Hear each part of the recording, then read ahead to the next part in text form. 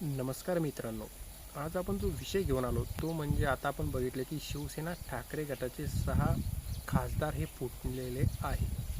तर या संबंधीची संपूर्ण माहिती आणि तुमची प्रतिक्रिया काय हे सुद्धा आपण या व्हिडिओच्या माध्यमातून जाणून घेणार आहोत. तर मित्रांनो, आजचा आपला जो व्हिडिओ आहे तो म्हणजे शिवसेनेचा जो पूर्वी झालेलं होतं की पूर्वीसुद्धा शिवसेना पक्ष एकदा फुटलेला होता आणि आता पुन्हा एकदा शिवसेना पक्ष हा फुटलेला आहे. जर आपण बघितलं की राज्याचं असो किंवा देशाचं राजकारण हे अत्यंत गढूळ झालेलं आहे. यामध्ये जर आपण बघितलं की शेतकरी असो किंवा सामान्य वर्ग असो याच्याशी राजकारण्यांना काही गरज नाही. कारण जर आपण बघितलं तर हे खासदार पूर्वी पण होते आणि आता पण खासदारच आहे. तर मग यांना फुटण्याचं कारण काय होतं? त्यामध्ये जर आपण बघितलं तर संजय राऊत यांनी मोठ्या प्रमाणात टीका करण्यात आलेली आहे की 10-10 आणि 15-15 कोटी घेऊन हे खासदार हे फुटलेले आहेत. तर तुम्हाला काय वाटतं या संबंधी? या खासदारांनी जे केलं ते योग्य आहे किंवा अयोग्य आहे? परंतु आपण जर बघितलं आता तर राज्यातील शेतकरीसुद्धा अत्यंत अडचणीत सापडलेला आहे. अशातच जर बघितलं तर राज्यात पावसाचं प्रमाण हे बघितलं तर काहीच नाही आणि शेतकऱ्यांच्या पेरण्यासुद्धा खोळंबलेल्या आहेत. परंतु यासंबंधी जर आपण बघितलं तर मुख्यमंत्री देवेंद्र फडणवीस यांनी सुद्धा जी कर्जमाफी जाहीर केलेली आहे त्यामध्ये डायरेक्ट अटी आणि शर्ती लावलेल्या आहेत. पहिला शेतकरी हा कोळमडलेला आहे आणि त्याच्यात सुद्धा तुम्ही आणखीन अटी आणि शर्ती लावून त्या शेतकऱ्यांना डायरेक्ट धुळीस मिळवायचं काम ही राजकारणी लोक करत आहेत. आपण जर ह्यामध्ये बघितलं तर शेतकऱ्यांना आता जरूरत होती ती सरकारच्या हाताची आणि मदतीची, परंतु सरकारकडून अद्यापही शेतकऱ्यांना कसलीही मदती केली गेलेली नाही. आपण जर ह्यामध्ये बघितलं तर बघू शकता, जर 10-10 आणि 15-15 कोटी द्यायला त्या जर खासदारांना तुमच्याकडे पैसे आहेत तर मग शेतकऱ्यांची कर्जमाफी सरसकट करण्यामध्ये सरकारकडे पैसा नाही का? आणि अत्यंत घाणेरडं राजकारण हे आपल्या राज्याचं आणि देशाचं करून ठेवलेलं आहे. एकच पक्ष जे तुम्ही पक्षाच्या चिन्हावर निवडून येता आणि लोक तुम्हाला काम करण म्हणून निवडून देता आणि तुम्ही निवडून आल्यानंतर दुसऱ्या पक्षात जाणं हे अत्यंत चुकीचं आहे. अशा खासदारांचं डायरेक्ट निलंबन हे व्हायला पाहिजे, परंतु आपल्या देशात तसं होऊ शकत नाही. कारण आपला देश सुद्धा आता हुकुमशाहीच्या मार्गाकडे चाललेला आहे. परंतु यामध्ये सर्वात जास्त नुकसान होतं ते गरीब लोकांचंच. कारण आपण बघू शकतो की शेतकऱ्यांच्या आणि बेरोजगारांच्या प्रश्नावर बोलण्यासाठी कोणीही पुढे सरसावत नाही आहे. शेतकरी पहिलाच जर आपण बघितलं तर अत्यंत हलाखीच्या परिस्थितीत जीवन जगत आहे.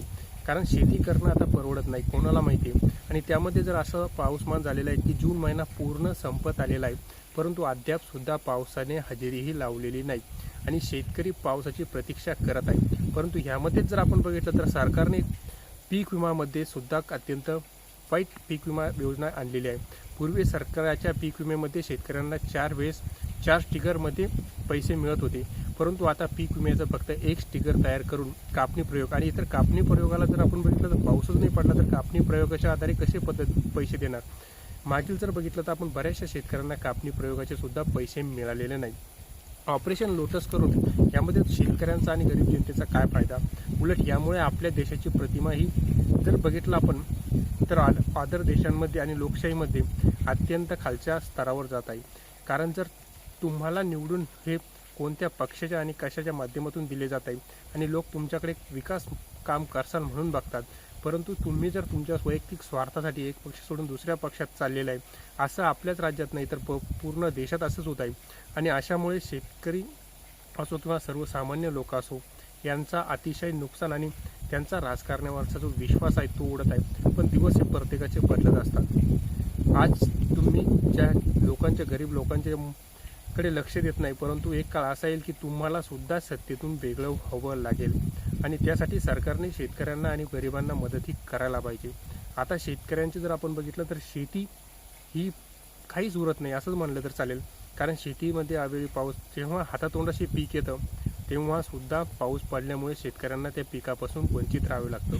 आता पूर्वीच त्यांनी शिवसेना पक्ष हा फोडलेला होता, त्याच्यानंतर सुद्धा लोकांनी विश्वास दाखवून या खासदारांना निवडून दिलं आणि पुन्हा एकदा ऑपरेशन लोटसच्या मार्फत या 6 खासदारांनी एकनाथ शिंदेसोबत जाण्याचा जो निर्णय घेतलेला आहे त्यामुळे सरकारचा असो किंवा लोकांचा असो या राजकारण्यावरचा पूर्ण विश्वास हा उडालेला आहे. त्यामुळे जर आपण बघितलं तर दिवसेंदिवस भारताची जी प्रतिमा आहे यामध्ये दिवसेंदिवस खाली होत चाललेली आहे आणि यामुळे लोकांचा जो राजकारणावरचा विश्वास आहे तो सुद्धा संपत चाललेला आहे. कारण इथे शेतकऱ्यांच्या प्रश्नावर आणि विकासावर कोणीही बोलण्यास तयार नाही. फक्त प्रत्येकजण आपला पक्ष कसा वाढेल आणि कशा पद्धतीने आपल्या पक्ष पुढं जाईल फक्त याच्याकडे लक्ष देत आहे. सर्वसामान्य लोकांसोबत यांना काहीही घेणं नाही. तर तुम्हाला काय वाटतं, ऑपरेशन लोटसमुळे जे 6 खासदार गेले त्यांनी योग्य केलं किंवा अयोग्य केलं, आणि यांचं निलंबन व्हायला पाहिजे किंवा नाही व्हायला पाहिजे? तुमची प्रतिक्रिया नक्की कमेंट बॉक्समध्ये कळवा.